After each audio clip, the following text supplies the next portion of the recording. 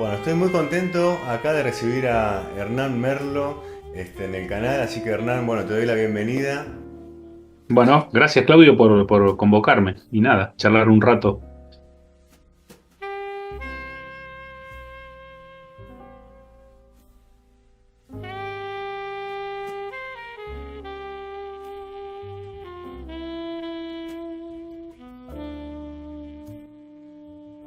En principio, primero la música, ¿no? Eh, Siempre tuve, o sea, es más, el recuerdo más primitivo que tengo tiene que ver con la música. Eh, Creo que yo tendría entre 3 años y medio y 4 años. Creo que ese es el recuerdo más antiguo que tengo de mi vida. Y en mi casa, mi padre era médico y era ginecólogo y atendía consultorio en mi casa. Y entonces, en un lugar de la casa que era como una especie de, sí, como un recibidor, una cosa así, de la casa grande, porque era una casa grande, era donde esperaban las señoras para ser atendidas, había un piano vertical, que no tocaba a nadie. Ese piano creo que se lo había regalado mi viejo a mi vieja en su momento, porque mi vieja, cuando eran novios siquiera, eh, porque mi vieja tenía ganas de aprender, pero al final nunca lo hizo. Y ese piano quedó ahí, no te diría muerto, pero bueno, no tocaba a nadie. Yo nunca escuché a nadie tocar el piano en mi casa. Y no sé, un día, el recuerdo al que me refiero tiene que ver con esto, que un día, no sé, a mí se me ocurrió ir y abrir el piano y empezar a tocar, ¿no? Yo no tocaba el piano, o sea, jugaba, no sé, hacía cosas, cualquier cosa haría, no sé, pero yo la sensación que tengo es que yo estaba realmente haciendo música para esas señoras que estaban ahí esperando ser atendidas por mi viejo. Y eso pero lo tengo así muy presente, o sea, yo la pasaba re bien haciendo eso. Yo sentía que estaba como haciendo música. Mirá De vos. algún modo, obviamente lo estaría haciendo, ¿no? Pero digamos, yo no sabía nada, no sabía tocar el piano, no sabía absolutamente nada. ¿Y a qué Pero yo edad lo fue sentía así. eso? ¿A qué edad Ya te tenías? digo, entre los 3 años y medio y 4 años. Increíble. Sí, es muy. eh, yo ahora tengo un nieto que tiene 2 años y 8 meses, o sea, un poco más chico de lo que yo recuerdo. Él está mucho más estimulado que yo, como todos los nenes en este momento. Y él, cuando viene a mi casa, viene acá a mi estudio y se pone a tocar el piano. Y bueno, ahí tengo una batería, entonces toca la batería, quiere que yo toque el contrabajo con él, toca el piano, qué sé yo. Y yo, él jugando así, obviamente, también no sabe nada, ¿no? Pero hace unas cosas muy musicales realmente. Me hace acordar a eso, ¿no?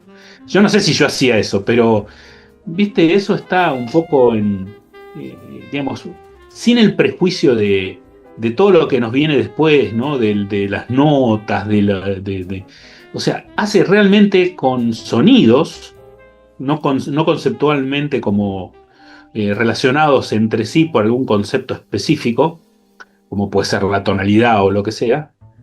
Él hace cosas, y yo me doy cuenta que él que las disfruta, toca notas fuertes, toca notas largas, toca notas más cortitas, toca más piano, y escucha lo que suena y pone las manos así, cae cualquier cosa, pero se queda escuchando la sonoridad, ¿no? Entonces, me hace acordar mucho a esa sensación que yo tengo, porque bueno, yo no sé si yo lo viví así como él, pero, viste, me referencia a eso. Bueno, ese fue el inicio mío en la música, a tal punto que ya te digo, es el recuerdo más antiguo que tengo de mi ser, Qué digamos. lindo, qué loco, porque aparte a esa edad uno no se acuerda de muchas cosas, ¿no? A veces Por eso, por es, eso. es regroso. Y bueno, y después se ve que eso, no sé, tengo la sensación siempre, yo iba a un club de barrio también, Mm, que quedaba a unas cuadras de mi casa, sí. y por ahí se armaba alguna cuestión de que alguien tocaba la guitarra y se ponía a cantar, y yo era un momento que vivía así con mucha emoción y que quería que no se acabe nunca, ¿viste? Tengo De realmente ese ahí, recuerdo. y de ahí al jazz o al contrabajo, que ya es algo más Bueno, específico, ¿no? sí, sí, lo que pasa que, bueno, te quiero decir, por eso, obviamente que estaba, por algún motivo, porque aparte yo no tengo ni un familiar músico, nada, nada, nada, ¿eh? No, no, Mirá, nada. Mis viejos les gustaba la música, se escuchaba música en mi casa, pero a ellos les gustaba mucho bailar, sobre todo, les interesaba la música como desde el lado del baile, del tango, ¿no? Y del jazz también, ¿eh? Bailaban jazzes de la época del swing y ese tipo de cosas. Y bueno, nada, ese interés estuvo siempre hasta que un día uno de los chicos con los que yo jugaba en la calle, digamos, como jugábamos todos los nenes en esa época, empezó a aprender, me dijo, empecé a estudiar guitarra y vi que tenía una guitarra y yo me volví loco. Digo, bueno, quiero ir ahí. Le dije a mi viejo, mi vieja, ¿viste? Me consiguieron una guitarra y fui a estudiar guitarra a la vuelta de mi casa, una cosa, samba de mi esperanza, qué sé yo, todo eso, ¿no? Y después a la vuelta de mi casa, todo en el barrio. sí, Yo salía a andar en bicicleta, qué sé yo, y en un garage ensayaba una banda, como de los inicios del rock nacional, digamos. Y yo me quedaba ahí con la bicicleta del lado de afuera, parado, escuchándome. Estaba totalmente fascinado. Hasta que un día, no sé bien por qué, me encontré del lado de adentro, digamos. Pero yo era muy chico, o sea, yo tenía 12 años por ahí, como mucho. Y ellos ya eran flacos de 18, 19 años, 20. Y claro. ya ahí, bueno, empecé a ver cómo ensayaban y cómo tocaban, vi que el que tocaba el bajo me empezó, no sé por qué, a como a, no sé, me empezó a gustar ese sonido y esto, y cuando ellos paraban de ensayar o para descansar, en un tocadisco ponían jazz. Me acuerdo que escuché Coltrane, por ejemplo, por primera vez en mi vida a los 12 años. Y supongo que un poco influenciado por esa situación, digamos, de que ellos eran como un poco mis ídolos, digamos, de algún modo. Y además porque algo me produjo eso. También tengo como una sensación bastante viva de la sensación que tuve cuando escuché eso por primera vez, cuando escuché ese disco de Coltrane, por ejemplo. ¿Te acordás qué Y disco era? sí, Impressions, Ah, ok. que es, aparte es un disco bastante complicado de Claro, ya escuchar. no es que son las baladas o no sé. No, no, no, no, no, no. Tal es así que creo que al otro día o a los 2 días, no sé cómo hice, no sé si le pedí plata a alguien, yo me lo compré. Y de Tremendo. hecho lo tengo el vinilo y tiene la fecha y todo. Y yo tenía 12 años cuando lo compré. No sé, eso me movilizó muchísimo. La música esa me movilizó muchísimo.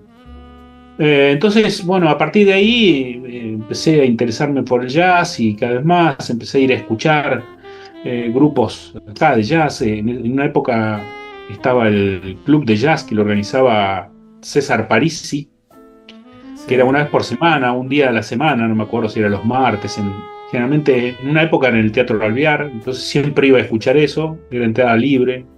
Después empecé a ir a escuchar a grupos de jazz digamos, de esa época, a los clubes de jazz y empecé a tratar de tocar y qué sé yo. Y a la vez también yo tenía el Conservatorio Julián Aguirre a 2 cuadras de mi casa. Entonces para mí eso era también medio una especie de club. Yo iba casi todos los días ahí y supongo que seguirá siendo del mismo modo, pero te prestaban instrumentos en ese momento, o sea, con una especie de garante te daban un instrumento para estudiarlo en el conservatorio, ¿no? Claro. No era que te daban porque sí, si vos tomabas clases de ese instrumento, O sea, ¿estabas vos estudiando te ya llevabas ahí? a... Yo ya estudiaba, bueno, guitarra en otro plano, digamos, ya más guitarra clásica estudiaba, pero de manera particular. Y cuando yo vi la facilidad esa de que te prestaban instrumentos, me había fascinado bastante. Ya tocaba el bajo eléctrico también, ¿no? Por esto que yo te digo, pero sin haber estudiado con nadie, no sé, tocaba un poco así Sí. de intuición y de oreja, ¿no? No jazz, todavía, algunas cosas medio de rock nacional, a mí me gustaban algunos grupos, me gustaba Arcoiris, qué sé yo. Santoral. Y Ahí, ¿no? sí, exacto. Y bueno, y averigué ahí y me prestaron un cello, un violonchelo. Y empecé a estudiar violonchelo. Mira. Y el violonchelo me lo llevé a mi casa, todo, bueno. Y estuve estudiando 2 o 3 años violonchelo ahí en el conservatorio. Y en el transcurso de eso, bueno, cada vez más metido con el jazz y tocando el bajo, bueno, obviamente me empezó a llamar mucho la atención el contrabajo y la cierta familiaridad que tiene el cello con el contrabajo, que no es tanta, pero que por lo menos a la vista parecería que fuera más. Bueno, dije, bueno, voy a empezar a tocar contrabajo. Y nada, y arranqué también en el conservatorio. Me acuerdo que cambié un grabador a cinta que yo tenía, que era bastante bueno, por un contrabajo, en su momento. No me acuerdo a Tremendo. quién. Sí. Entonces tuve un contrabajo y empecé a estudiar contrabajo antes de terminar el colegio. Tipo a los 16 años empecé a estudiar el contrabajo ahí en el Conservatorio de Julián Aguirre con un profesor que no me resultó del todo bueno. Era, digamos, no se lo veía muy comprometido. Eran más las clases que faltaba que las que iba. Y cuando terminé el colegio, empecé a ir al Conservatorio Nacional a estudiar el contrabajo. Mirá vos, y música clásica, académica, Sí, ¿no? claro, sí, porque no, en ese momento, bueno, de hecho no había ningún lugar donde estudiar la música popular o específicamente el jazz a nivel conservatorio. Y particularmente yo agarré una época bastante, eh, no sé, árida al respecto de contrabajistas de jazz.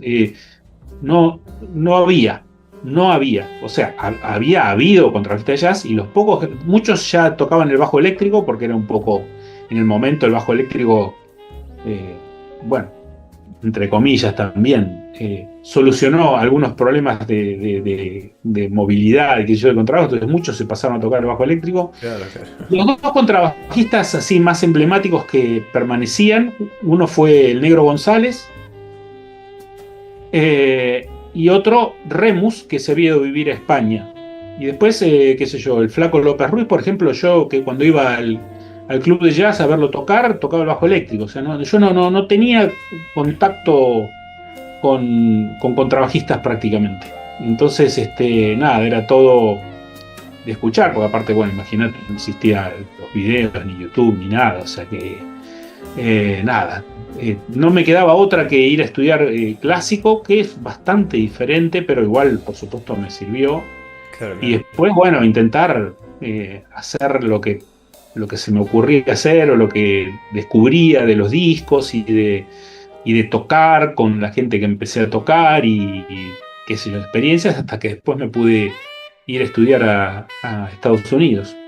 ¿Y cómo Este, fue eso de Estados Unidos? Sé que hay algo con Joe Pass ahí, ¿no? ¿Puede ser? Leí por ahí No, que... con Joe Pass, no, con Joe Pass lo que pasó fue bastante posterior a esto, Ok, que bueno, simplemente yo ya había vuelto de Estados Unidos de estudiar y estaba tocando con Horacio Larumbe, no sé si lo ubicás, un sí, pianista que era ciego, que sí, sí, tocaba sí. increíble, tocábamos en trío, digamos, generalmente tocábamos con Minichilo, con Norberto Minichilo, el baterista, y yo, y después para esta ocasión, que fue que vino Joe Paz a tocar acá solo, en el lugar que en ese momento era así como el lugar emblemático de jazz de acá de Buenos Aires, que era Oliverio. Y entonces, bueno, nosotros con el trío de Horacio tocábamos antes, tipo teloneros de Joe Paz. Sí.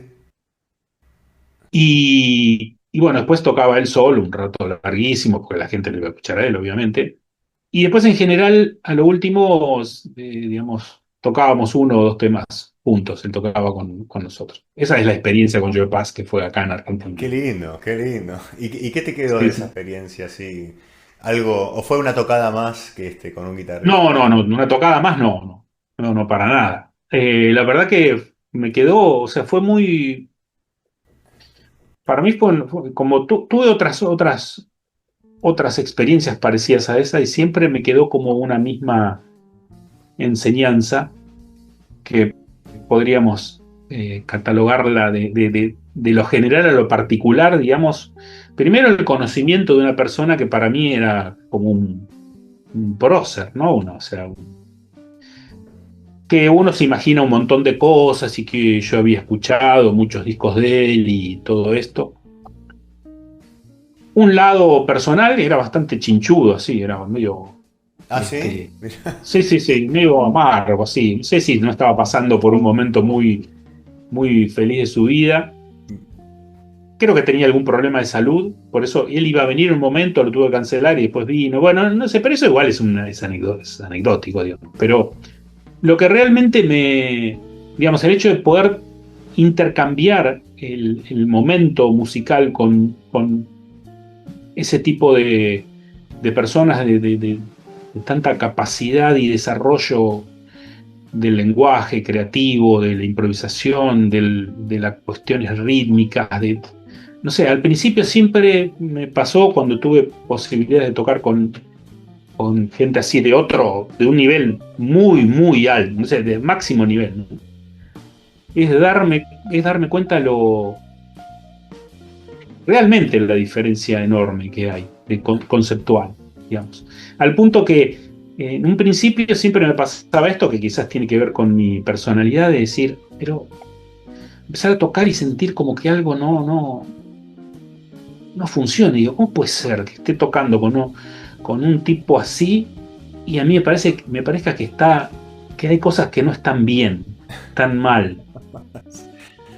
Y entonces, que era como que, bueno, no era lo que yo estaba acostumbrado a escuchar, que Claro. uno ya entraba como por un tubo siempre de una misma manera y uno ya sabía que todo sonaba así, y para mí eso era lo que estaba bien.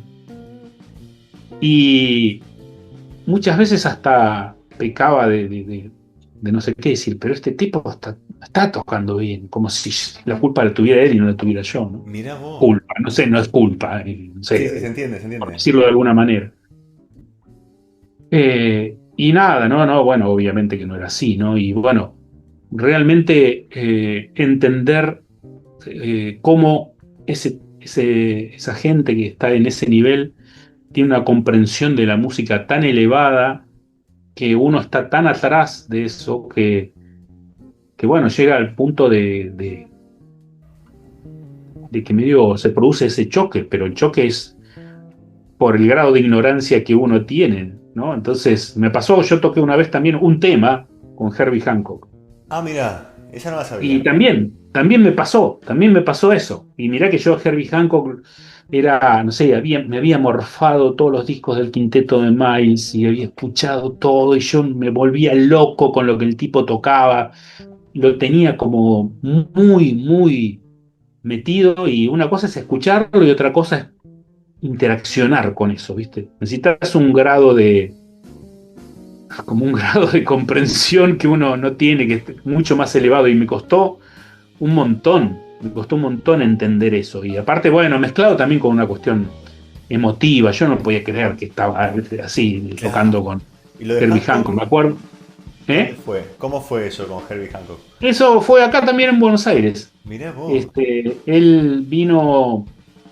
Hay una fundación, creo que sigue funcionando. Hay una fundación que se llama Thelonious Monk, que antes era todos los años, ahora creo que es cada 2 años, hace como una especie de concurso internacional.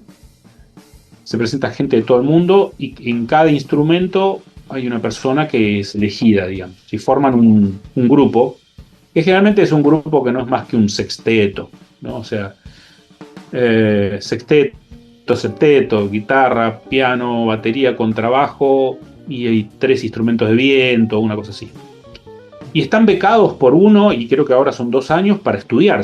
Los llevan en una época era en el New England Conservatory, que era en Boston, y creo que ahora es en Los Ángeles. Creo que van a Los Ángeles. Y los tienen ahí 1 año o 2 estudiando con gente. Tienen un tutor. En ese año el tutor del grupo era Herbie Hancock. Otras veces ha sido Wayne Shorter, bueno, así tutores muy grosos, ¿no? Tremendo, Y tremendo. después los llevan a tocar por todo el mundo. Y bueno, vinieron a tocar acá. Todo auspiciado por la Embajada de Estados Unidos y qué sé yo, en una relación así como cosa medio cultural, ¿no? Porque, bueno, imagínate que más allá de Herbie Hancock, todos los otros músicos eran todos músicos jóvenes que no conocía a nadie, ¿no? Y bueno, Herbie Hancock, para hacerla corta, dio una clínica y pidió que fuéramos músicos argentinos a tocar. Y entonces, bueno, se armaron, fue en el Teatro San Martín, se armaron con los músicos que fuimos en ese momento, se armaron 3 grupos, y yo estaba en uno de esos grupos. Y bueno, se dio la casualidad, él estaba, mientras los grupos tocaban, él estaba sentado ahí en el escenario, escuchando al grupo, y bueno, cuando terminó de tocar, siempre era, digamos, nunca hacía una crítica hacia los músicos, es más, era muy elogioso hacia lo que los músicos que habían tocado en ese momento habían hecho, pero a él le servía como disparador para hablar de algo, acerca de algo. Claro, claro. Y bueno, y yo toqué en el segundo grupo y, y nada, no eran grupos conformados, sino que se habían formado ahí.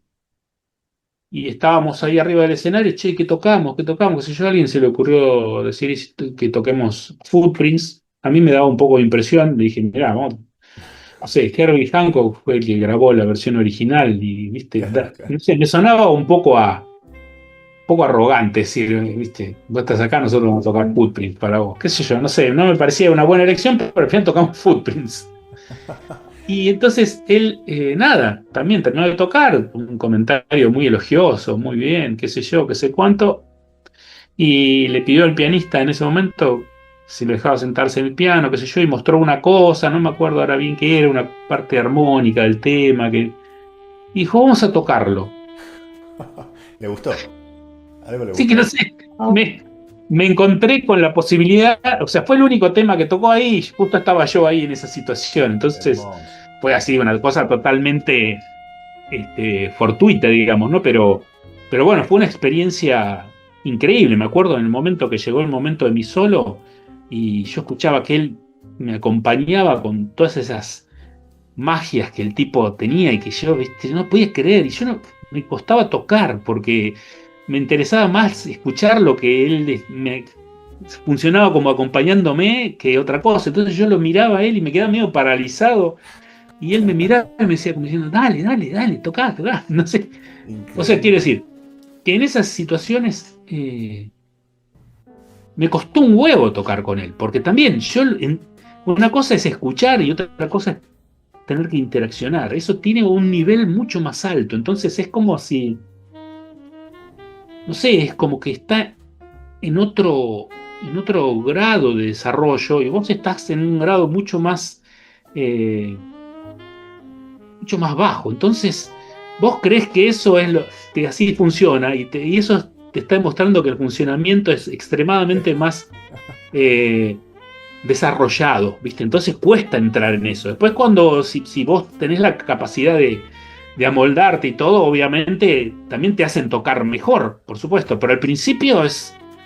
Y entonces, por decirte y volviendo a tu pregunta, la enseñanza más grande fue esa, o sea, decir, mirá flaco, que por ahí vos querés, porque por ahí yo acá ya en ese momento, viste, uno ya tocaba, estaba como en los tocando entre los más conocidos, qué sé yo. Y entonces, mirá, flaco, que te falta una bocha. O sea, no te creas Tremendo. que, que vos más o menos ya la tenés ni por ahí, ¿viste? Así que dale, dale, porque te falta una bocha.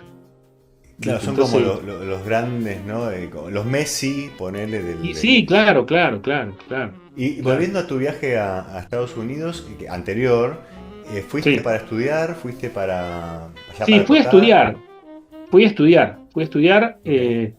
Digamos, en ese momento estaba un poco la posibilidad, porque vivíamos en esta situación de algo, bueno, era la época de la dictadura, en el año 82, y la época de Martínez Dios, donde los Sí. dólares eran muy baratos, y entonces yo me acuerdo que en poco tiempo junté una plata, vendí algún instrumento que tenía, y con eso, digamos, muchos, con esa facilidad y posibilidad que había en ese momento, se fueron a estudiar a la Berkeley, muchos amigos míos.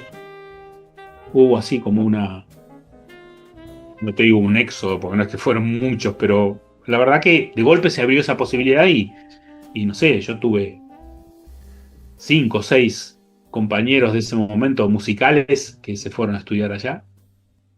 Sí, Y a mí no me daba ni tampoco me interesaba mucho entrar en una institución porque salía mucha plata, aunque resultaba no muy caro, pero ya a mí no me daba el cuero. Y yo quería hacer otro tipo de experiencia. Lo hablé mucho con muchos músicos, en esa época venían muchos músicos de jazz de Estados Unidos a tocar acá y yo cada vez que venían iba y hablaba, ¿viste? Con ellos.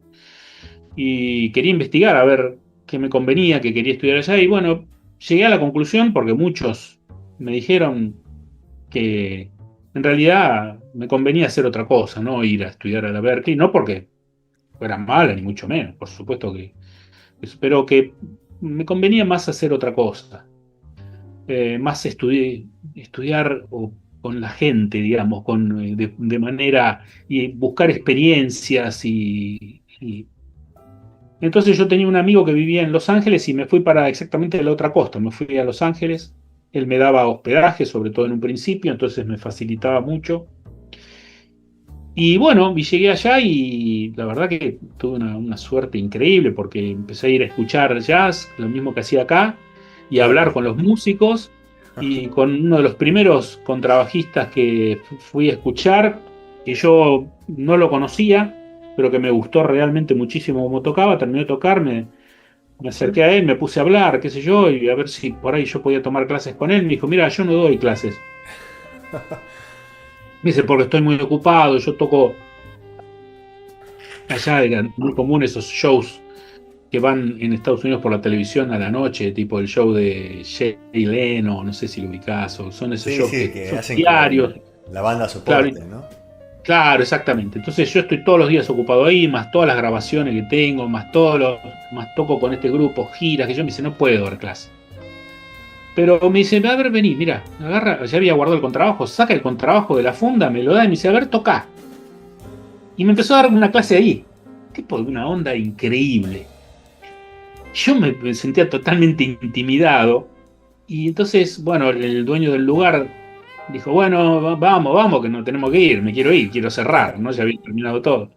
Sí, Y entonces el tipo me dijo, bueno, anotá mi teléfono, llámame. Cuando por ahí podemos arreglar para seguir esto que empezamos acá.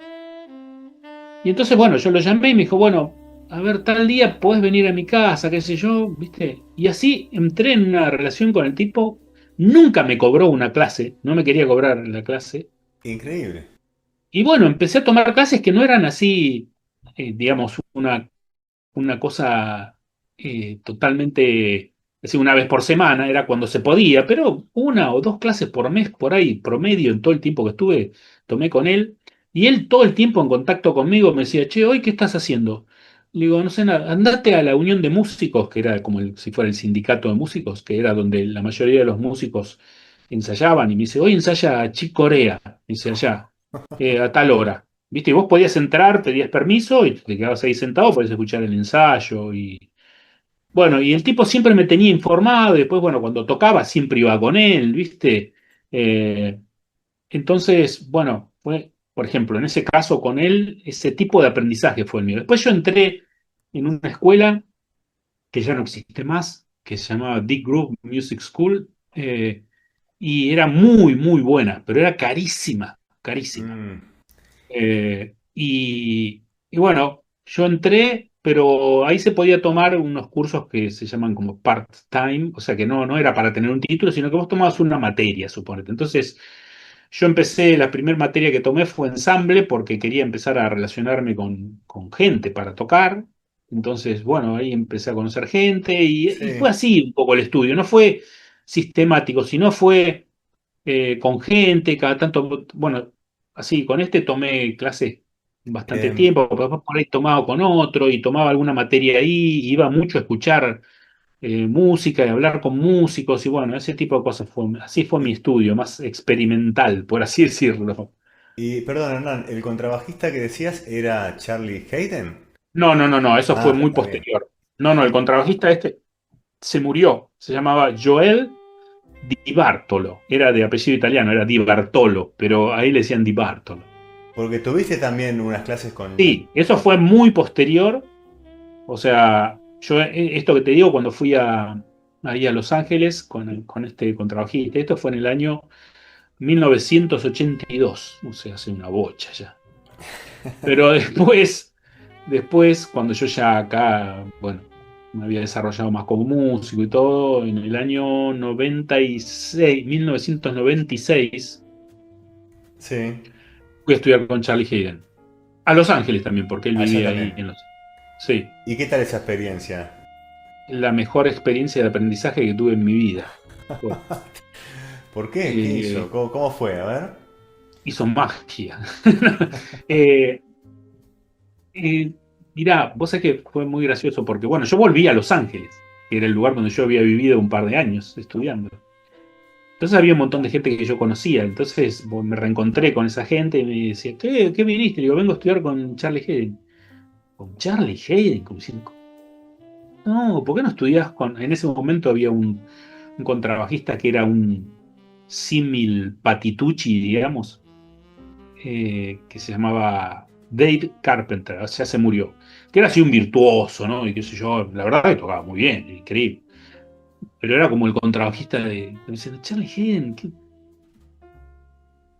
sí, no, digo, yo estoy muy decidido, digo, esto va a ser así. Bueno, mil cuestiones, logré estudiar con él porque él no daba clases particulares. Bueno, toda una historia que ahora no viene a caso porque si no vamos a estar años con detalles de esto, pero llegué a tener la primera clase, él me dijo cuando yo me contacté con él, me dijo, no, yo no doy clases.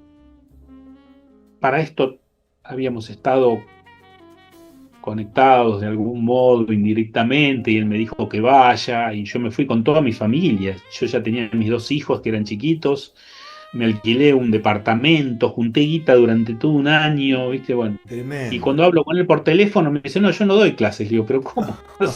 Bueno, la cosa es que, bueno, logré que me diera clases, fui a una universidad, porque él me decía, bueno, anotate en la universidad para tomar clases. Pero a la vez él en la universidad no daba clases de particulares. Él daba una clase que se llamaba para todos los instrumentos, que se llamaba Descubriendo tu propia voz. Así se llamaba Ah, la materia.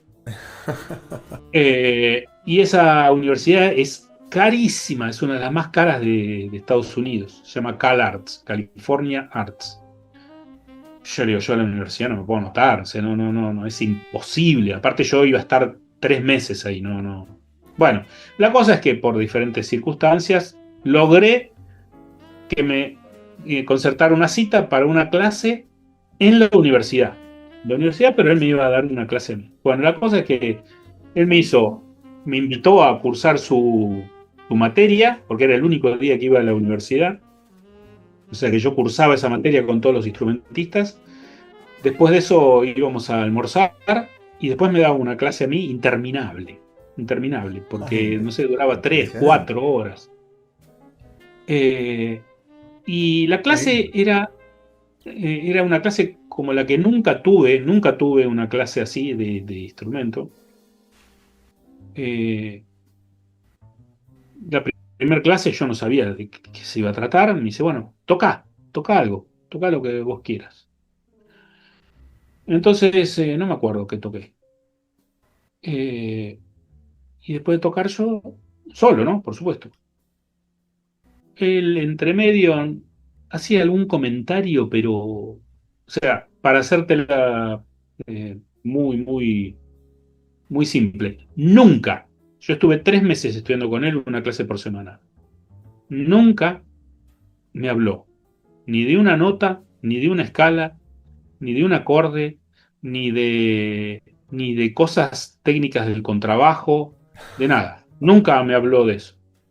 Siempre y los comentarios tenían que ver también como algo que a él, no sé, te estoy hablando en términos muy generales, pero por eso había tocado un tema y me dice, sí, empecé a contar una vez tocamos ese tema y me contaba una anécdota, no sé.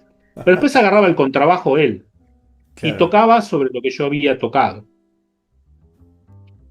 Eh, entonces ya ahí eso era tremendo, tremendo porque, eh, digamos, yo sentía que él tenía, estaba él y yo solo, estábamos los dos solos en un aula y él estaba tocando, yo sentía como un compromiso con la música, lo que él tocaba, como si estuviera tocando en un concierto en un lugar importantísimo o grabando el último disco de su vida o y nada, y no importa, no lo estaba haciendo para mí, lo estaba haciendo por él, por su compromiso con la música. Y Tremendo. por ahí estaba tocando 15 minutos solo, sin parar. ¿Entendés? ¿Sabés lo que es eso? O sea, mucho tiempo. Claro. Hay que Yo, sostenerlo, aparte, ¿no? yo no lo podía creer porque yo era un, digamos, lo que tocaba, todo, el sonido, me invadía una cosa increíble. Y entonces de golpe terminaba de tocar y nada, otra vez se ponía a hablar de algo, de cosas que no tenían. Y bueno, a ver, toca vos, me decía, sobre lo mismo, ¿no? Sí. Y yo, no sé, quiero decirte, para hacértela simple, estábamos un rato largo, horas, así, tocando. Primero tocaba yo, que era el que lo que elegía qué tocar, y después él tocaba sobre lo que yo había tocado, y después yo tocaba, y después tocaba él, y así varias veces. Y yo concretamente terminaba la clase tocando mucho mejor de lo que la había empezado.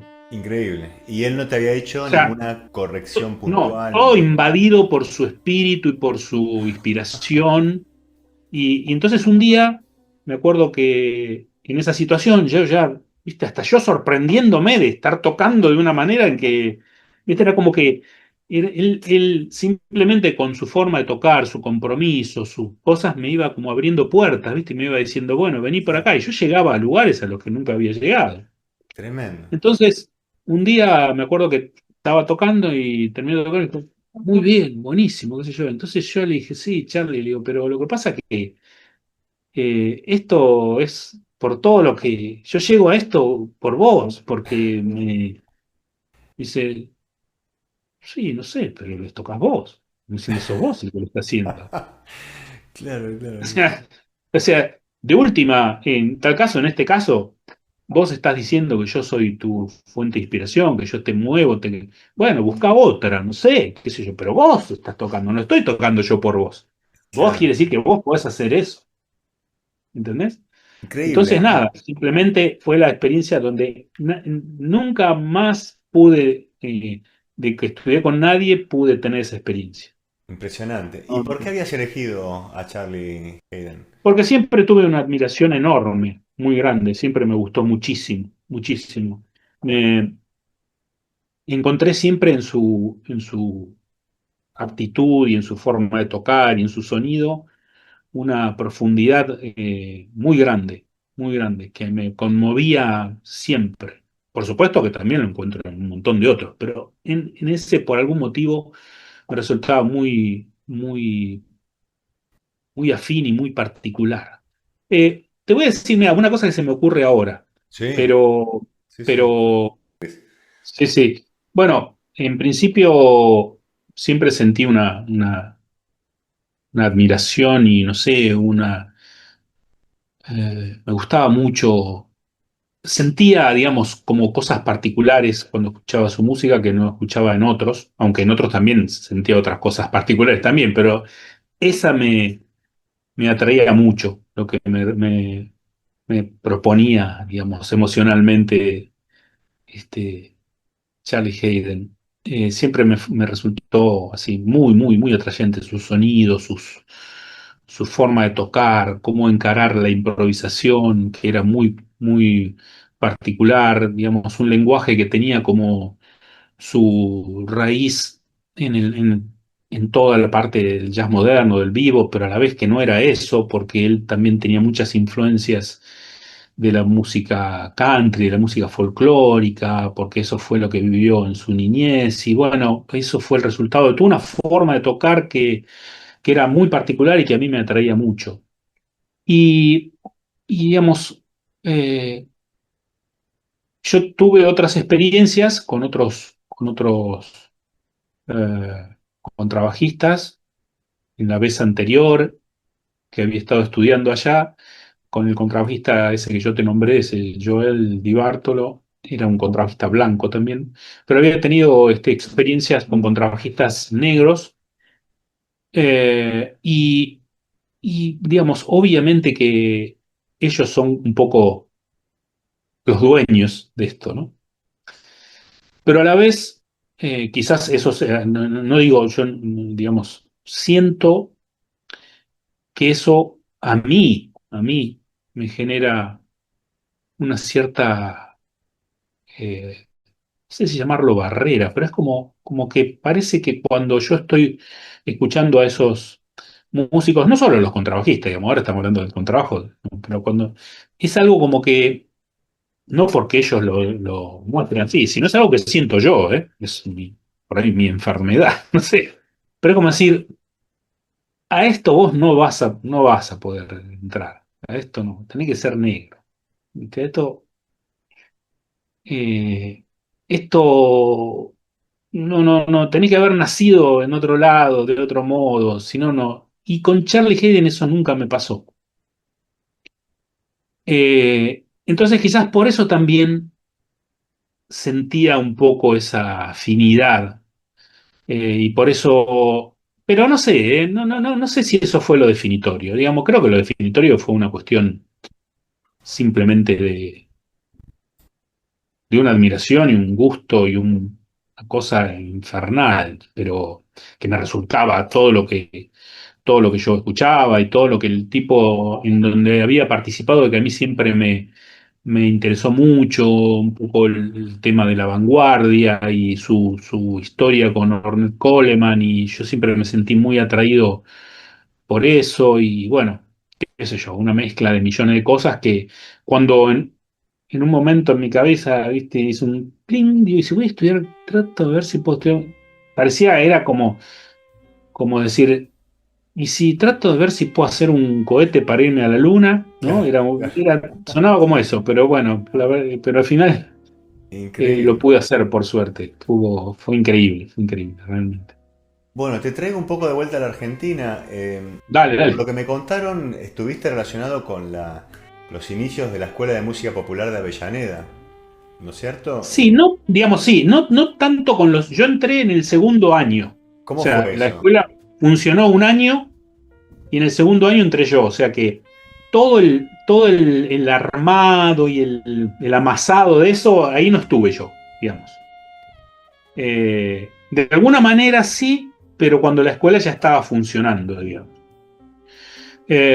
Y eso fue así, casi te diría una casualidad, porque yo lo conocía muy poco a Daniel Jauregui, porque vivía acá en la zona, y nosotros teníamos un grupo y él iba seguido a escucharnos y qué sé yo. Entonces, no tenía una relación con él, pero lo conocía, sabía quién era y qué sé yo. Y un día, no sé si me lo encontré en la calle, y él me dijo, ¿no te interesaría? Porque él sabía que yo había estado estudiando en Estados Unidos, y yo me dice, ¿no te interesaría dar algo de práctica auditiva en la escuela de Avellaneda? Cuando me lo dijo, yo dije, "Y no sé, ¿viste?". Pero la verdad que lo pensé también por el lado del trabajo, básicamente. Yo hacía muy poquito que había tenido a mi primera hija y bueno, me venía, digamos, pensar que había una posibilidad de tener un trabajo estable. Hasta ese momento yo vivía de mis alumnos, que tenía muchísimos en mi casa, y de tocar. Bueno, y entonces le dije, bueno, a ver qué onda, qué sé yo. Entonces fui y tuve como una entrevista, me acuerdo que creo que el director era Molina, se llamaba, ¿puede ser? ¿Vos tenés alguna información de eso? No, no, No me creo que suena, sí. pero puede ser. Bueno, no sé. Y estaba Manolo Juárez también en Ahí eso, y sí. bueno, ellos estaban interesados en. Y yo le hice una propuesta que era la que yo había un poco estudiado allá, que acá nunca se había hecho, que era una cosa que en Estados Unidos se llama entrenamiento auditivo, que es usar una metodología muy antigua, bueno, que viene, digamos, de no escuchar interválicamente, sino de escuchar tonalmente, digamos, desde la cualidad sonora que cada sonido tiene cuando está ubicado en una tonalidad. Bien. Y eso en Estados Unidos, en la Berkeley, en el lugar donde yo estudié, le llaman do móvil.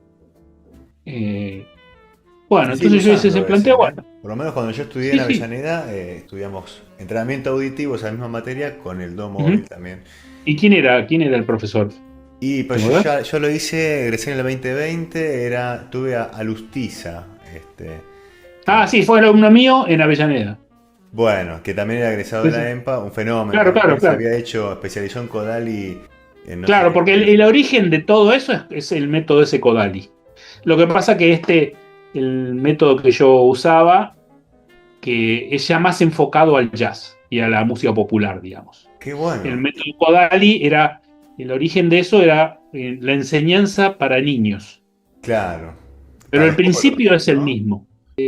No me acuerdo si Kodali era húngaro o no sé, de algún país de Europa del Este, no sé bien.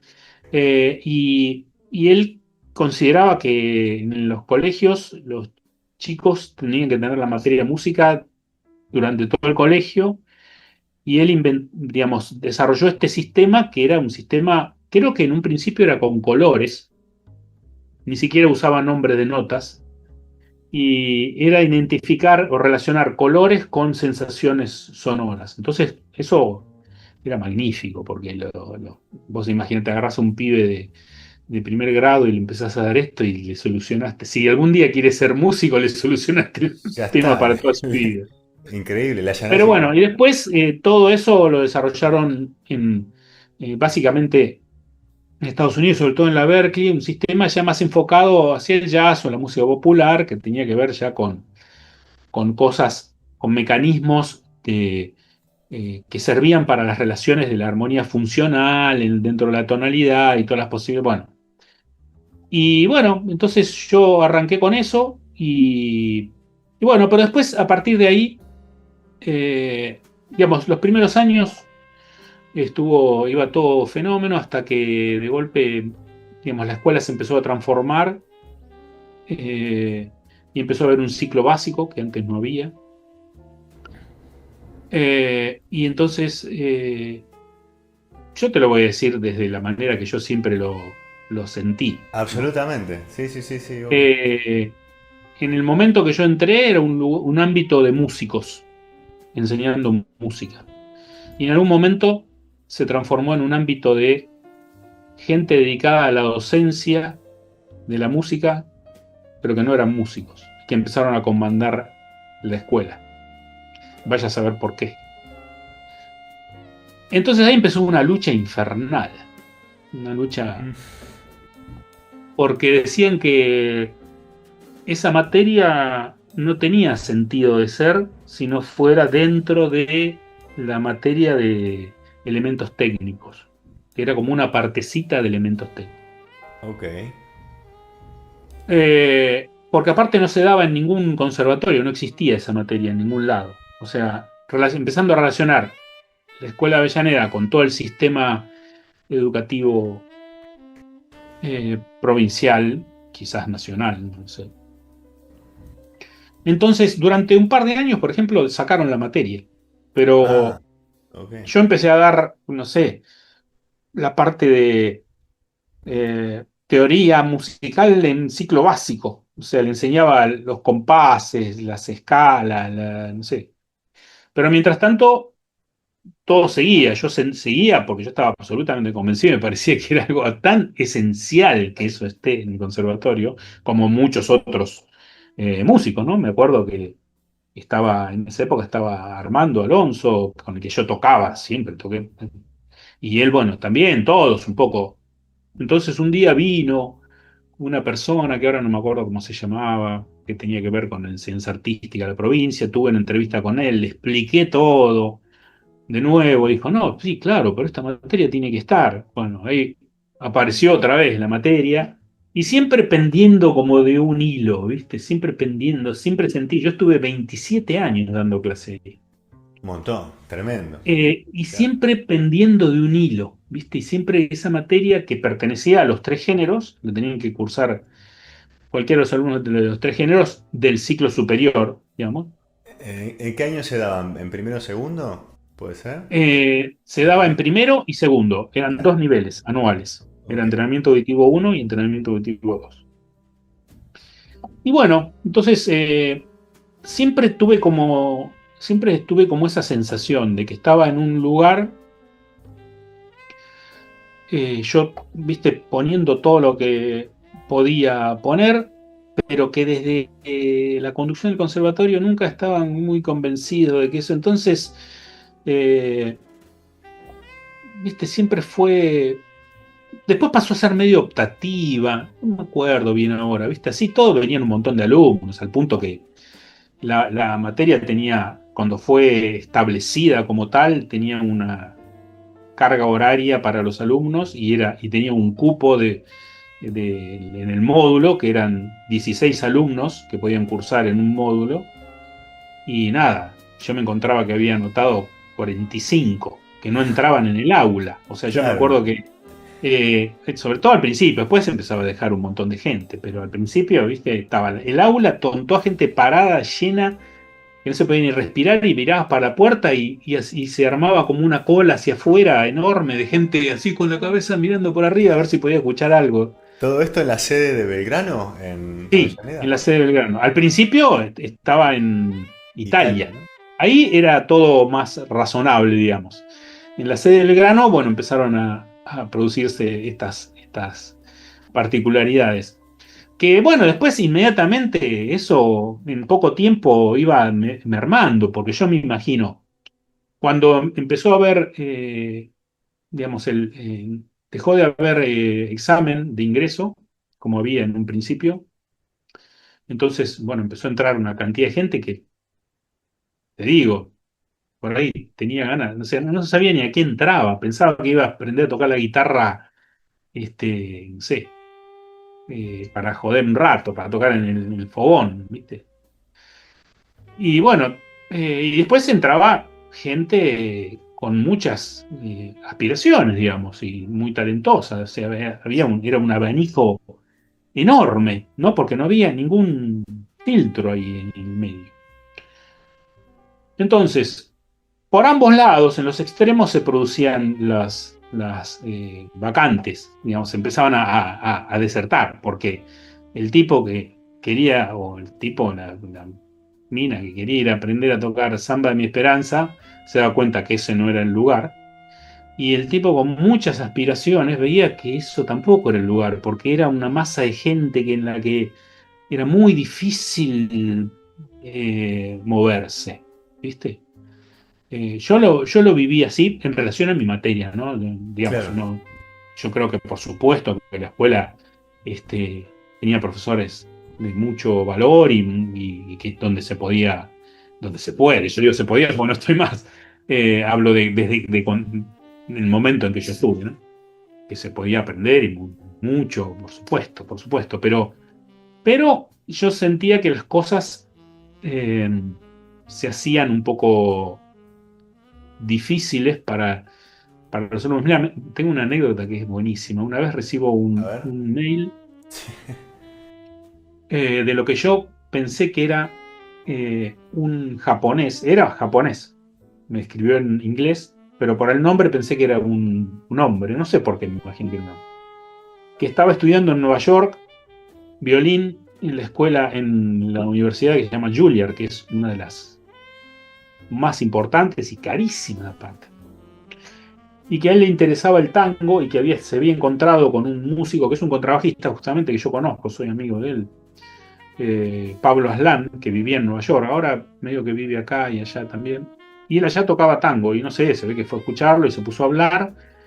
Y entonces le contó de la Escuela de Música Popular de Avellaneda que se estudiaba tango y le dijo que él tenía una relación que era conmigo, que yo enseñaba ahí. Entonces le pasó mi mail.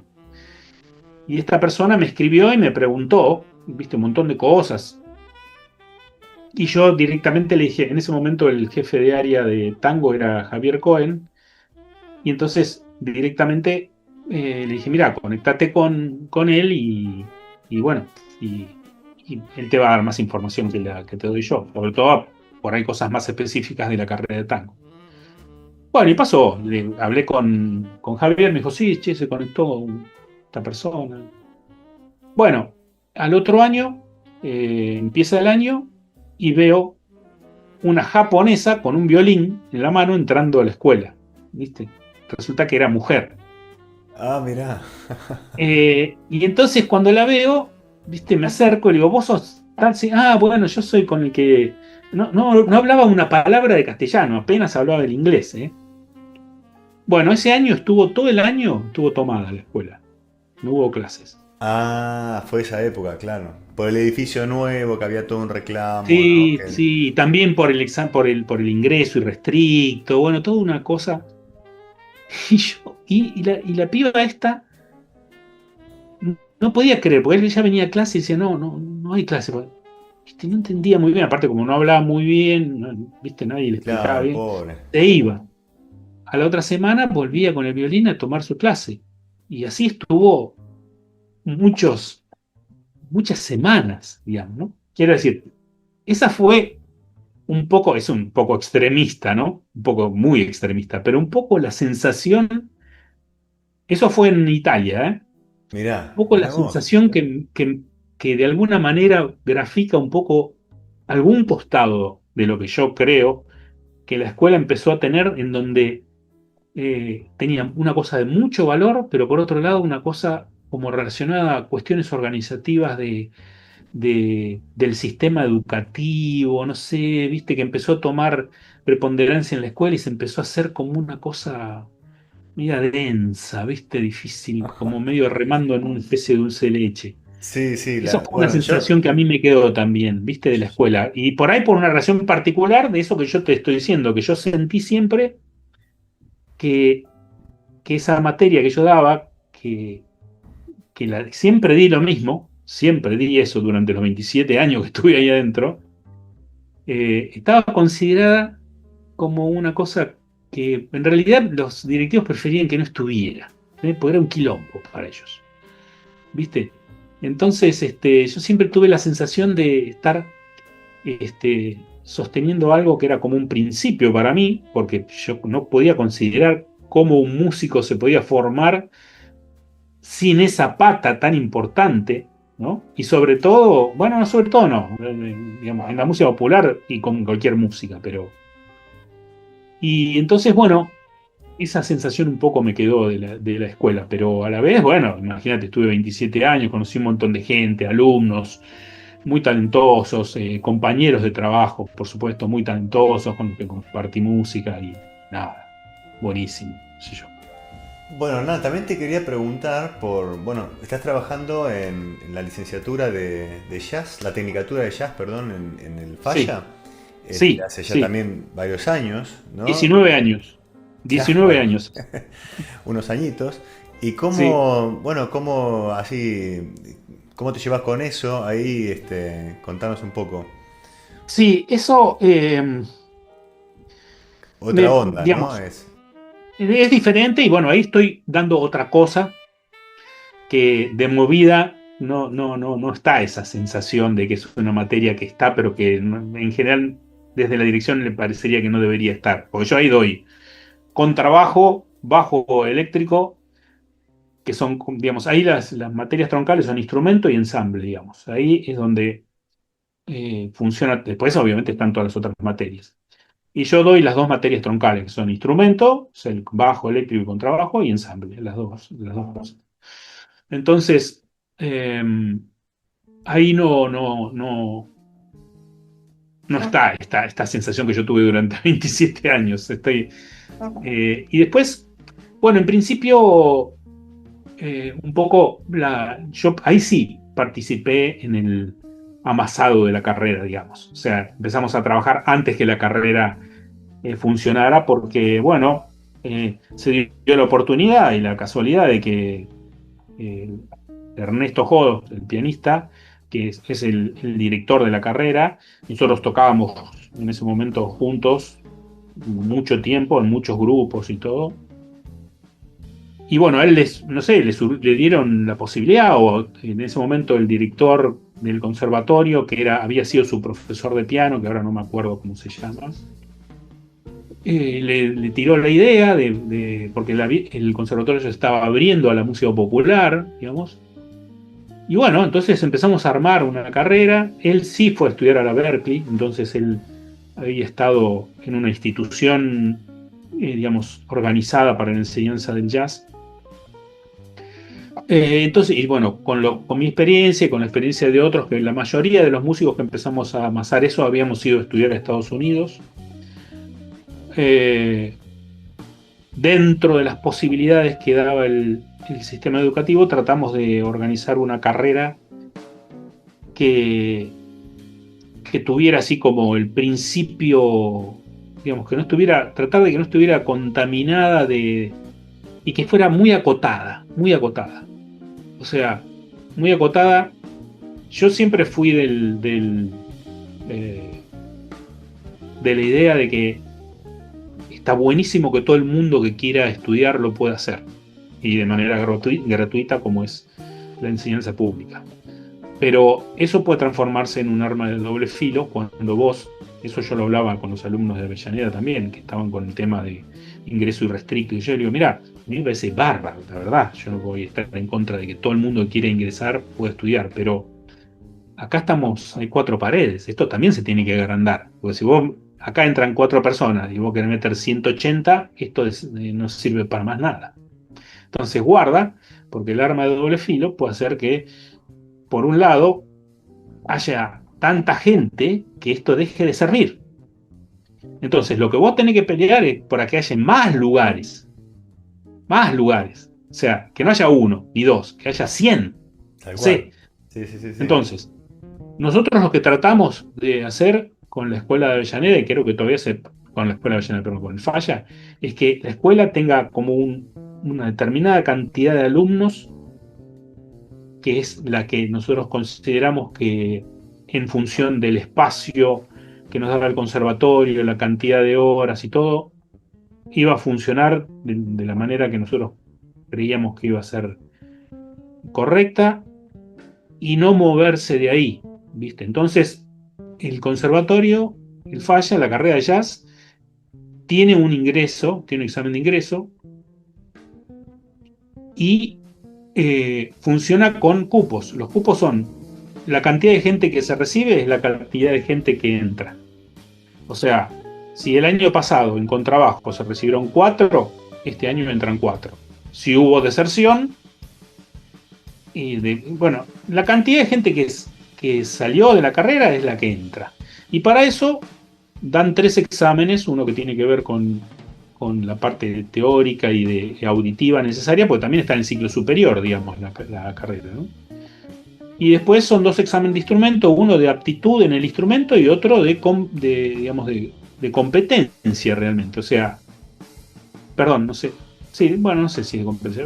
Digamos, tienen que ir a tocar jazz, porque ya se Claro. supone que no es que tienen que empezar de cero, tienen que Tiene la fama conocer. de ser más exigente, ¿no? Y sí, pero por eso, porque, bueno, ahí cuando van y tocan, se genera un orden de lista en función de quién tocó mejor, y entran, y a partir de ahí se pone como un puntaje, Claro. y entran los cupos que hay. Pero vos sabés que eso, solo después de muchos años, creo que funciona, es muy interesante, porque por un lado a muchos, depende también de la personalidad de cada uno, ¿no? A algunos les resulta un tanto frustrante, ¿no? Pensar que ellos creían que iban a poder entrar y no entrar. Ante eso, muchos responden, se ponen las pilas, y ese año se ponen a estudiar y a practicar mucho y a tocar para prepararse de nuevo para el año que viene.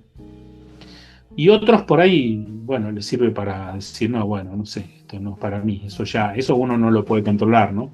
Pero Claro. en muchos casos, pero realmente en muchos casos, gente que en un año no entró y se presenta al otro año y realmente está tocando muchísimo mejor, y por ahí entra ese otro año, o por ahí ese año tampoco entra, porque tuvo la mala leche que se presentaron otros que tocaban muy bien y entraron eso, y a la segunda vez se presentó en la tercera vez y entró.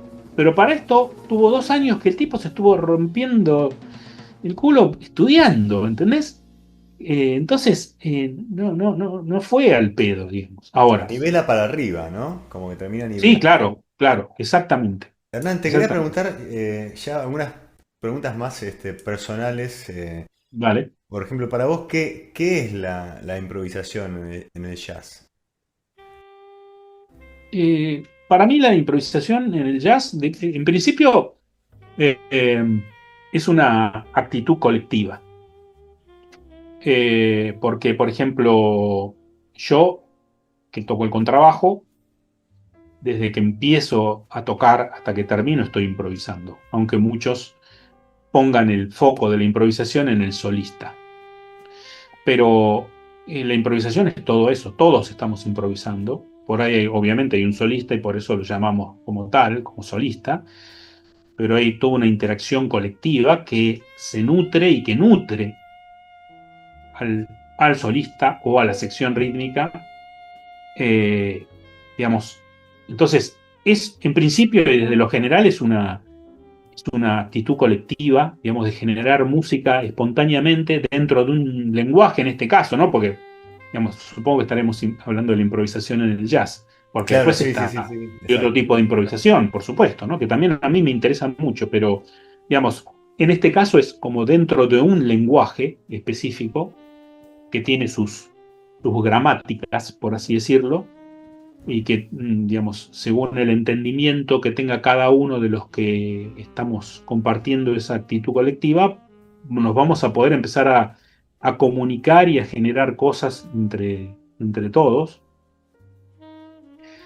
Y esto que te estoy diciendo sirve exactamente lo mismo para cuando uno es el solista, solo que simplemente, en mi caso, siendo un instrumento que cambia, digamos, tiene como un cambio de función, estando dentro de la sección rítmica, aunque estoy improvisando, pero de golpe pasar a ser el solista y tener una actitud melódica más que de sección rítmica, digamos, es lo mismo, quizás, eh, digamos, sí uno pasa a tener otro funcionamiento que tiene que ver más como con un desarrollo melódico, con otro tipo de discurso diferente al que yo estoy haciendo cuando estoy acompañando al que está haciendo el solo, aunque Buenísimo. esté improvisando. Súper Pero, interesante. digamos, para mí es una actitud colectiva de creación, digamos, en este caso dentro de un lenguaje. ¿Qué es lo que pasa, qué sé yo, con un partido de papi fútbol, suponete? Claro, ¿no? Es lo Hay como mismo. una similitud. Digamos, vos sabés las Otra, reglas que hay del fútbol, somos 5 contra 5 o de 11, ¿no? Lo mismo. Y nadie, todo el mundo está improvisando, es una actitud colectiva, es un equipo que acciona, que practica, que conoce el lenguaje, que genera sus propias reglas de lenguaje, por eso tiene mucho que ver también, ¿eh? No es lo mismo improvisar con una persona con la que nunca tocaste a con la que tocaste hace 9 años, 10 años que tocas. claro, Obviamente se produce otro conocimiento y otro grado de cosas, pero es muy interesante cualquiera de las dos situaciones, ¿no? sin duda, Pero sí. para mí la improvisación es eso, digamos. Y bueno, una Genial, sensación de libertad muy grande, digamos, ¿no? Cuando uno hace música. genial. Otra pregunta, ¿qué escuchas hoy en día? Eh, yo ya hace tiempo, bueno, es que hace tiempo que estoy muy interesado en escuchar lo que pasa hoy, digamos, en la actualidad. Sí, Eh, Porque, bueno, uno tiene hoy es posible eso, uno tiene mucho acceso a eso, ¿no? Y entonces, nada, me interesa mucho nutrirme de cosas nuevas. Y cada tanto vuelvo a escuchar las cosas que ya escuché mucho y que me producen un, un placer muy grande, hay una diferencia muy grande. Digo, el hoy es muy caótico, caótico en el sentido de que hay muchas propuestas, muchas cosas, ¿no? Entonces uno va viendo, buscando y por ahí alguna cosa te gusta más, otra menos, otra te interesa, te capta, otra la rechazás, no sé. Pero cuando escuchás, qué sé yo, yo cada vez que escucho, no sé, Kind of Blue, me desarmo, ¿viste? O sea, ya es una cosa tan asentada, ¿no? Tan ¿sería acabada en uno sí mismo. de tus discos así como top 10 de jazz? Eh, ¿Tenés no ahí? sé, Puede ser, sí, puede ser. Te lo dije porque es el disco que probablemente todos conozcamos. Digamos, Creo que no es el sé más si es. vendido también, ¿no? No sé Sí, si... sí, sí, sí, por eso, sí. Creo que dicen que es el que más se vendió, Sí. digamos.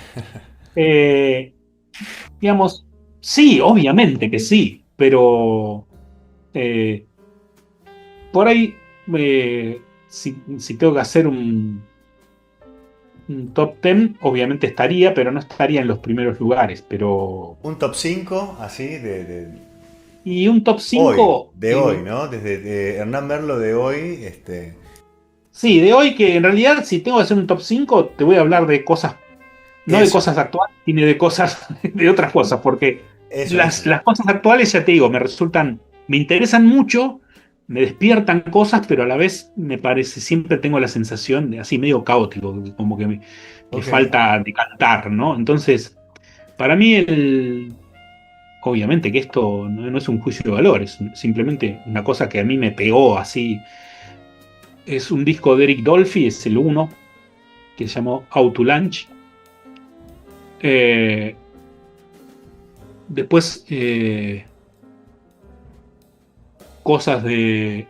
El 2 sería algo que obviamente tiene que ver con Charlie Hayden y con Ornette Coleman, que es el disco. eh, ahora no me acuerdo el nombre, pero algo así. No me acuerdo cómo era.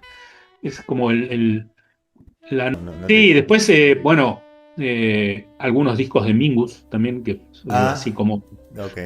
compositor me parece una cosa increíble y algún disco que tampoco no lo puedo definir porque en realidad son varios, pero de Monk también me gusta mucho, Thelonious Monk y por supuesto los discos del quinteto de Miles con Shorter y Ron Carter y Herbie Hancock y Tony Williams. Eh, Excelente. Bueno, los que están eso escuchando, es. a buscar ya esos discos, ¿no? Porque hay que escuchar acá lo que dice el maestro. Pregunta, una vez vi una entrevista tuya que hablabas de la honestidad cuando uno hace música, de Ajá, encontrar la propia voz, y que es algo sí. que a vos también te llevó un tiempo. ¿Qué podemos hablar de eso así, sobre... Y mira, yo creo que en mi historia hubo mucho tiempo que yo cada vez que veía tocar a alguien, hablando específicamente del instrumento que yo toco, el contrabajo, el bajo eléctrico, pero básicamente del contrabajo, quería tocar como ese. Y después veía otro y quería además tocar como ese también. Y veía otro y dice, uy, este. Y en realidad, durante mucho, y trataba de buscar cosas y que me parece que es un momento que uno tiene que pasar, ¿no? Después empieza una etapa en la que uno se da cuenta que uno nunca va a poder tocar como ese. Entonces Claro. aparece algún grado de frustración, digamos. Y en un momento, por lo menos en mí, todo eso decantó y nada. Digo, me parecía que tenía que aceptar lo mejor que podía pasar. Aparte, bueno, una de las conclusiones que también saqué de lo de Charlie Hayden, sobre todo, era que lo mejor que podía pasar era que uno hiciera lo mejor que uno pudiera hacer, lo que uno puede hacer, digamos, y ser honesto con eso. No tratar de ser otro, sino ser uno y saber a dónde están los límites de uno y dentro de esos límites, tratar de poder hacer honestamente lo mejor que uno puede hacer, lo que puede hacer. Y eso hace que, digamos, todo, digamos, empiece a tomar un valor muy diferente, porque uno cuando se compara con el otro, y con el otro que es muy talentoso, lo de uno pasa a tener muy poco valor. Pero cuando uno es uno, tiene el valor único de uno. Y no importa cómo son los otros, digamos, sino que esto es lo que yo soy. A uno le puede gustar, a otro no le puede gustar, o lo que sea. La conclusión de todo eso fue, eh, digamos, ya hace bastante tiempo que lo venía sintiendo y trabajando, y entonces en un momento me puse un, para mí lo que fue un desafío, ¿no? Que fue grabar un disco solo. Yo tengo un Sí. disco solo con trabajo. Y, y bueno, nada, era como estar en pelotas ahí, ¿no? O sea, yo nunca había, digamos, quiero decir, siempre toqué dentro de un grupo y por ahí uno hace un solo, qué sé yo. Ahí todo dependía absolutamente de mí. O sea que si yo no hacía algo con la música, no iba a pasar nada. Y traté de prescindir de absolutamente de todo lo externo.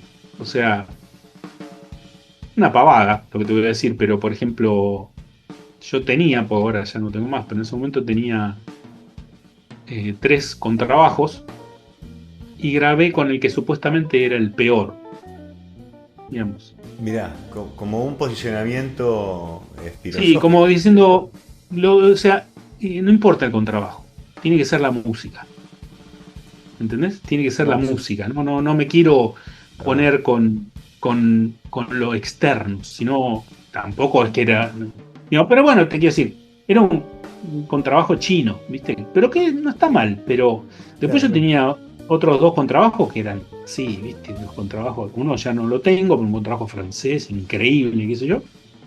Y dije, voy a ir todo despojado de toda cosa, o sea, y voy a tratar de hacer lo que yo soy.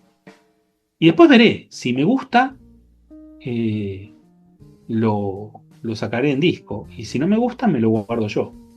Hermoso. Y me gustó, pero porque en realidad las cosas, a mí, yo durante muchos años luchaba con eso, yo me escuchaba y me parecía horrible lo que yo tocaba, pero porque yo quería escuchar una cosa que no era lo que yo era, ¿entendés? Tremendo, tremendo, sí, Solo, sí. solo, solo pasando mucho tiempo, que ya me había olvidado. Por ejemplo, mi primer disco salió en el año eh, 95. Y bueno, no lo podía escuchar, me parecía que lo que yo había tocado era horrible, bueno, qué sé yo. Y durante, por lo menos, no sé, como 15 años no lo escuché. A mí me pasaba de que Eso. durante mucho tiempo, cuando me escuchaba, en realidad estaba queriendo escuchar algo que yo no era. Entonces siempre me producía un cierto grado de insatisfacción. Me pasó con el primer disco que yo grabé, que salió en el año 95 y no pude escuchar lo que yo tocaba, me parecía que había tocado, bueno, no me gustaba lo que había tocado, qué sé yo, y ya te digo, tuve como años, 10 15 años, no sé, no me acuerdo cuánto. Un día lo escuché casi que de casualidad, porque por mí no, que no sé si lo hubiera puesto y me pareció increíble, me pareció que estaba buenísimo. Es más, empecé a sentir, digo, tocaba mejor en esa época que ahora. No es así, pero Mirá. digo, porque bueno, empecé a poder escuchar y a la vez a poder entender que en realidad esto que te decía, ¿no? Entender cuáles son los límites que uno tiene y tratar de desarrollar al máximo lo que hay dentro de eso, que es lo que es uno. Y hacer lo mejor que uno puede hacer con eso, uno, y eso ya tiene un valor único, porque no hay otro igual que uno. ¿Entendés? Entonces, a algunos les gustará, a otros no, pero bueno, ese soy yo. Y yo me empecé a escuchar de otro modo. Entonces, empecé a tener la posibilidad, que antes a veces pasaba, pero la mayoría de las veces no, de escucharme y sentir satisfacción, de decir, está bueno, qué sé yo, eso. Y bueno, eso pasó con ese disco solo, que ya te digo, lo grabé, un poco quise hacer esa prueba y lo grabé y digo, bueno, si no me gusta, no saldrá, nadie lo escuchará, no sé que yo se lo muestre. Pero lo que pasa es que lo escuché y me gustó, y entonces salió. Qué bueno. Y la Se verdad puede que escuchar en Spotify también. está en Spotify, sí, sí, está en Spotify. Este, Eh, qué valioso. Así que Qué bueno. yo creo que pasa por ahí, sobre todo el tema de la improvisación, ¿viste? Donde uno está haciendo la música, ahí ya, en ese caso también llegué al punto de un extremo, que esto que yo te dije, que ni siquiera en este caso era una cuestión colectiva, porque ahí estaba solo. Pero tuve que inventarme un colectivo que no existía para poder hacerlo. Por lo menos ese es el camino que yo encontré. Hermoso. Me hiciste acordar a una frase de Miles que creo que dice que no importa la nota que toques, sino la actitud.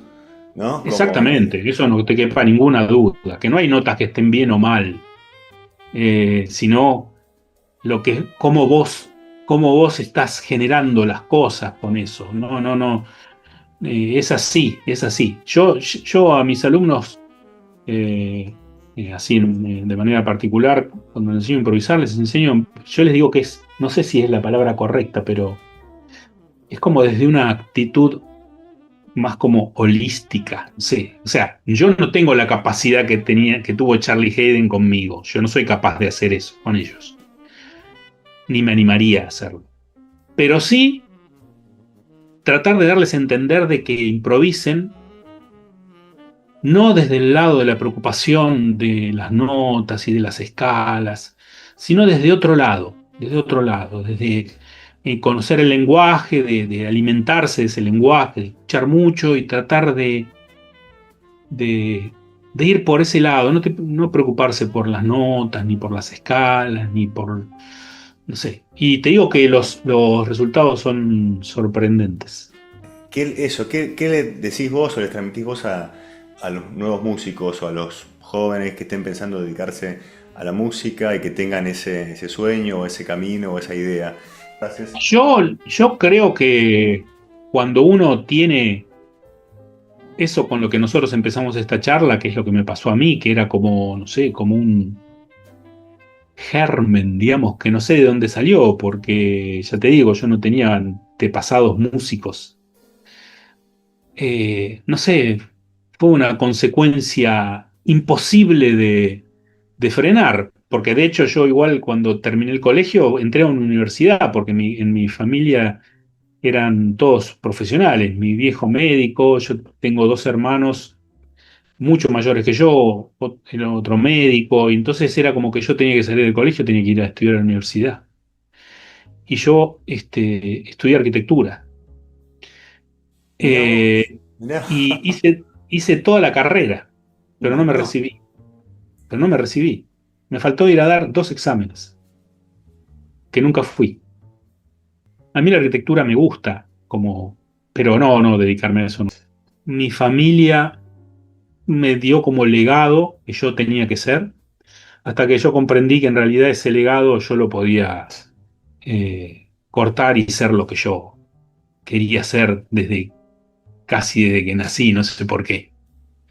Entonces digo, volviendo a tu pregunta, por así decirlo, creo que si uno tiene eso, nada lo puede frenar. Será más difícil, más fácil.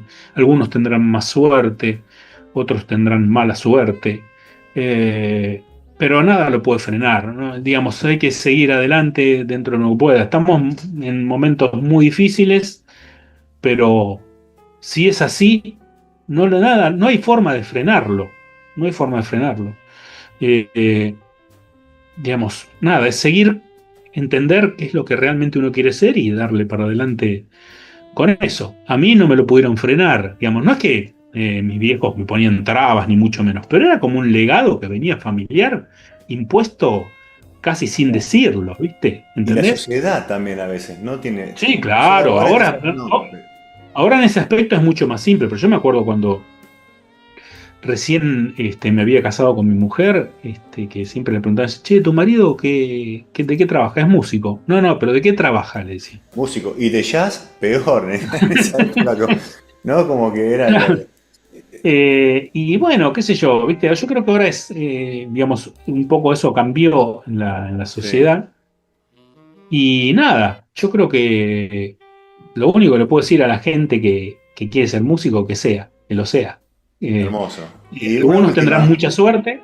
Sí, decime, decime. No, perdón, te corté. ¿Qué decías? No, eso que algunos tendrán mucha suerte y otros no tanta, y otros tendrán que remarla un montón, por lo que sea, no importa, pero digo, y bueno, pero hay que ser lo que uno sienta y quiera hacer, y que no hay que tenerle miedo a eso, porque eso es lo mejor que te puede pasar, ser lo que vos querés ser. ¿Cómo ves el futuro de la música o del jazz acá en Argentina o de la música en general? Viendo que ahora hay muchos cambios, mucha inteligencia artificial que ya compone música y discos grabados Ujú. totalmente Sí. sin personas reales haciendo música? ¿Cómo es tu visión de lo que se viene, así, Mirá, mi fantaseando un poco? visión de lo que se viene, no, la verdad que no tengo la menor idea. Ese tipo de cosas que ya escuché hablar y ni me interesa escucharlas, digamos, estas cosas, música toda general. Hay grupos que no existen, ¿no? Sí, Sí, sí, sí, sí, sellos por eso. discográficos de grupos que no existen. Digamos, para mí eso no tiene absolutamente nada que ver con la música. Absolutamente nada que ver con la música. Es una combinación de sonidos que entran en determinadas reglas que hacen que eso parezca música, pero la música, eso no es la música. Entonces, eso va a existir, no sé qué volumen tendrá después en tiempo, no sé, no lo puedo saber, es como una predicción. Pero no me genera absolutamente nada, ni siquiera preocupación me genera, porque yo voy a seguir haciendo lo que yo quiero hacer y lo que a mí me gusta hacer. Y conozco un montón de gente que lo está haciendo, o sea que para mí el futuro de la música sigue siendo exactamente el mismo, el que cada uno pueda y decida y apueste y se ponga hacia adelante con eso. Todo lo otro que esto que vos me nombraste y que es lo que he escuchado un montón, no sé, no me interesa, no existe para mí eso. No. Va, de hecho, para mí eso no es música, así que es Coincidimos, coincidimos. Bueno, una última quizás. ¿Qué se viene de Hernán Merlo ahora? ¿Qué estás proyectando? eh, ahora estoy en un impasse proyectivo, por así decirlo. No lo tengo muy en claro. Estoy un poco también invadido por otra actividad que surgió, que siempre la tuve también, pero que siempre fue muy, muy, muy de costado y que en la pandemia se me despertó, que es las artes plásticas. Mirá qué bueno. Estoy pintando mucho Qué y lindo. dibujando y qué sé yo. Entonces estoy con eso, pero no como un proyecto de profesión, ni mucho menos, ni menos a esta altura de mi vida, pero esa parte creativa me tiene muy ocupado. Estoy como eh, queriendo,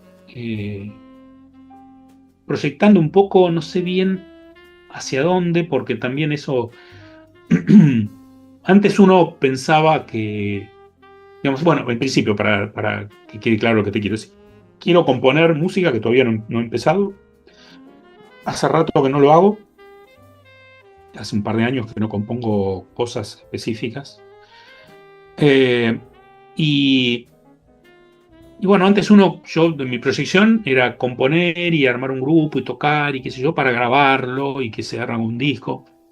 Ahora esa especie de final del camino ya casi dejó de existir, digamos. Sí, bueno, está Spotify, pero ya la gente escucha de una manera. Entonces, por ese lado, me cuesta un poco tener como un poco esa zanahoria del burro, ¿viste? Que era el disco, siempre fue el Tal cual. disco. Sí, sí, sí, sí, sí. Que nada, de última es un problema mío, porque eso yo lo puedo hacer igual y pensarlo del mismo modo. Pero por ahí eso me ralentiza un poco, digamos. Entonces, pero bueno, estoy como en un impasse, pero con ganas de ponerme y poner a componer música nueva que seguramente va a estar influenciada por todo lo que escuché y lo que estoy escuchando también ahora, esto que te decía que también me interesa escuchar muchas cosas de lo nuevo. Y, y bueno, en algún momento se va a dar. Por ahora está en cero eso, pero estoy como, si estoy proyectando algo sin mucha energía por ahora, es eso. Y después, Tremendo. bueno, estoy tocando. También tocar ha cambiado mucho la forma de los lugares, de cómo accionar para conseguir lugares para tocar. Entonces, en eso estoy me siento un poco desubicado al respecto de eso. Entonces me cuesta un poco conseguir lugares para tocar música mía, pero los consigo y cada tanto, pero bueno, y a la vez también no tengo esa. Es que hoy hay mucha gente, hay que tener como un grado de energía, estar, no sé, casi te diría, sí, muchas horas en la computadora, escribiendo mails, rompiéndole las pelotas a la gente de los lugares para que te den bola y te dicen que tienen te dan una fecha para el año que viene, ¿viste? Bueno, y no estoy muy dispuesto a eso, no sé, no tengo. Entonces, bueno, toco bastante espaciado, una o dos veces por mes, como mucho. Antes tocaba cuatro veces por semana, digamos. Pero bueno, es una consecuencia lógica. Qué sé yo ya tengo 67 años, tampoco tengo la energía para estar tocando, no sé, todos los días de la semana. Pero pues, estoy bien, digamos. A veces me llaman. Ahora, mira, la semana que viene tengo una fecha con un ex alumno de la EMPA, justamente un guitarrista que se llama Santiago de Luca. Mirá vos, sí. Bueno, pasamos el Este, chivo entonces justo. y sí, no tengo muy borrado el chivo, no sé bien, porque es una fecha que consiguió él y que me Bueno, llamó, igual, pero es un lugar que no es un club de jazz, no sé.